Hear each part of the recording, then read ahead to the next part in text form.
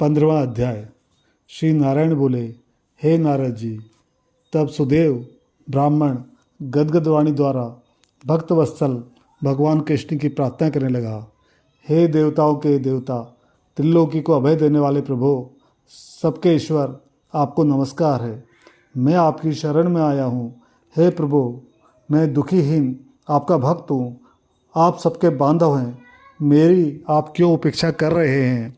वाल्मीकि जी बोले, हे राजन, ब्राह्मण शरीर से प्रभु की इस प्रकार जब स्तुति की, तब मेघ के समान गंभीर वाणी से भगवान बोले। श्री हरि ने कहा, हे बुद्धिमान तपस्वी पुत्र, तुमने भली भांति तप किया है। तुम जो मुझसे चाहते हो वो कहो, मैं तुम्हारे तप से प्रसन्न हूँ। सुदेव बोला, हे दीन बंधु, दया निधान, मुझे सुपुत्र दो। इस प्रकार ब्राह्मण के वचन सुनकर श्री हरि ईश्वर कहने लगे।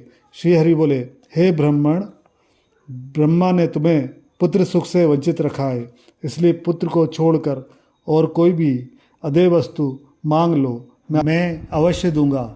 बिजली गिरने के समान श्री हरि के वचन सुनकर कटे जड़ वाले पेड़ की तरह ब्राह्मण गिर पड़ा। उसकी पत्नी अपने पति की पुत्र प्राप्ति की इच्छा को पूरी होती न देख तथा धरती में पड़ा देख रोने लगी। बड़ी कठिनाई से धैर्य धारण कर अपने गिरे हुए पति से बोली, हे नाथ, उठिए, क्या मेरा वचन भूल गए? विधाता ने जो भाग्य में सुख दुख लिख दिया, अपने कर्मों के अनुसार उसे मनुष्य भोगता है। हे ब्राह्मण देव, इन सब का विश्वास छोड़कर उठिए, श्री हरि से संबंध छोड़कर देव का आश्रय लीजिए।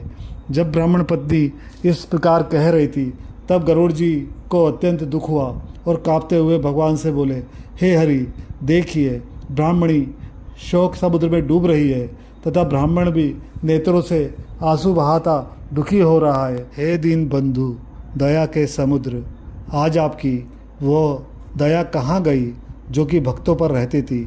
आपके सेवा का फल प्राप्त होने में प्रसिद्धि है, अतः इस ब्राह्मण की पुत्र कामना पूर्ण करें। हे प्रभु, इस प्रकार तो आज से कोई आपके चरणों की सेवा नहीं करेगा। अगर इसे पुत्र ना दिया तो आपकी महिमा नष्ट हो जाएगी, इसलिए इसे एक पुत्र अवश्य दीजिए। भक्त सुदामा आपकी आराधना से पूर्ण सुखी बन गया था। आपकी कृपा से ही गुरु सांदीपन को मरे पुत्र की प्राप्ति हुई। ये पति पत्नी पुत्र की इच्छा से आपकी शरण आए हैं। गरुड़ के वचन सुन नारायण बोले, हे पक्षियों में श्रेष्ठ, तुम ही इन्हें एक पुत्र शीघ्र दे दो। इस प्रकार श्री हरि के वचन से अति प्रसन्न होकर श्री गरुड़ ने ब्राह्मणों की इच्छा अनुसार पुत्र होने का वरदान दे दिया। 15वां अध्याय समाप्त। जय माता ताप्ती।